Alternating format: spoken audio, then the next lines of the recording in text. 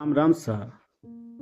आज की कविता एक कहानी की तरह है और इसका शीर्षक है मैं और मकान वाले। किस प्रकार से किराएदार और मकान वाले के संबंध रहे हैं उसी को बताती एक सुंदर कविता। वो मकान के मालिक है, वो मकान के मालिक है, बूढ़े बा कठोर से और माँ विनम्र से। 5 महीने हो गए यहाँ, 5 महीने हो गए यहाँ, संकोच शर्म प्रेम और विश्वास से रहा यहाँ। बा जहाँ मेरे दादाजी जैसे पैसों में और बातों से जुड़े हैं, वैसे ही यहाँ की माँ मेरी दादी माँ सी देखभाल करने वाली, हिम्मत देने वाली है।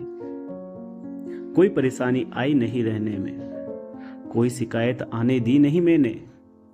कोई परेशानी आई नहीं रहने में, कोई शिकायत आने दी नहीं मैंने। इनके लड़के बाहर ही रहते हैं, छोटा वाला मंगलूर कर्नाटक से आया ही है। पहली मुलाकात में कठोर फिर नम्रता दिखाता है।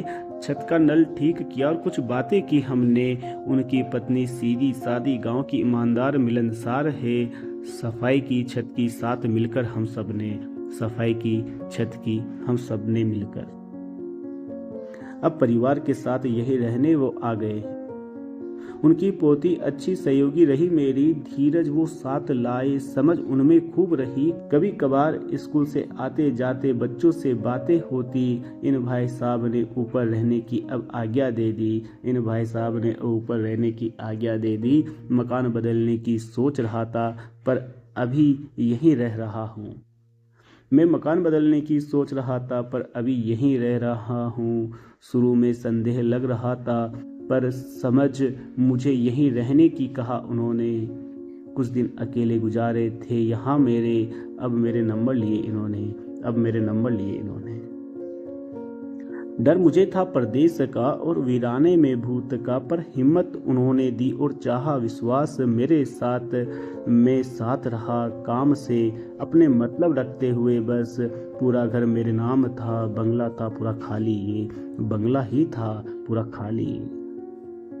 रसोई बाथरूम सारे अमीरों जैसे मेरे काम आए। कोई रुकावट ना अब तक ना मेरे आई, ना आएगी दिक्कत आगे कोई। ज्यादा सोच ऐसी बन गई थी मेरे आई। पर था किराए का ही तो घर ये भी, पर था किराए का घर ही तो ये भी। समय हुआ परिवर्तन कुछ दिन बाद ही, जब बड़ा बेटा आया और बहू भी साथ ले आया। जब बड़ा बेटा आया बहू भी साथ ले आया। दोनों रूपवान और शहरी भाव के थे ये। कुछ दिन बाद मिले आकर मुझसे ये बात कही बा ने कि 2 महीने बाद कमरा खाली करना होगा। कुछ देर बात हुई उनके लड़के से तो मन की बात हुई। लड़के ने पिता को जिम्मेदार कहा कि रहा इनकी वजह से अनपढ़ में। थोड़ा अहम था, थोड़ा जिम्मेदार, थोड़ा समझदार वो। थोड़ा अहम था, थोड़ा जिम्मेदार और थोड़ा समझदार वो। घुमा फिरा कह रहा आराम से, पर जाना पड़ेगा मार्च को कह दिया ये।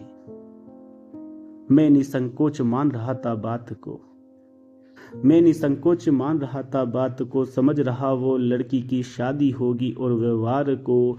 15 मार्च आखिर तारीख निश्चित हुई। महीना 11 मार्च का होता है।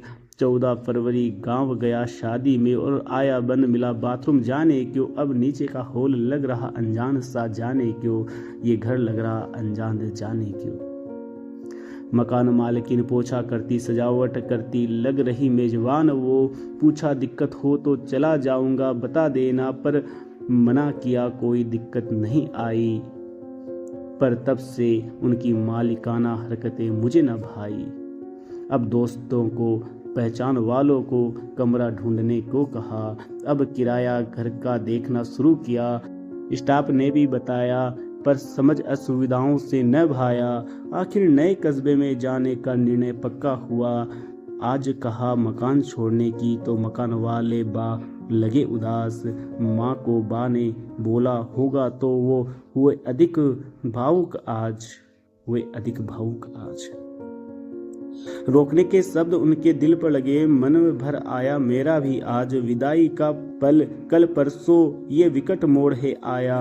अपने बच्चों को वो बोलेगी कहा माँ ने, और मुझे लगा कि कहीं मैं परेशानी न बन जाऊं। मन में अब नई चिंता, कई भावनाओं में और परिवार में ना पिस जाऊं।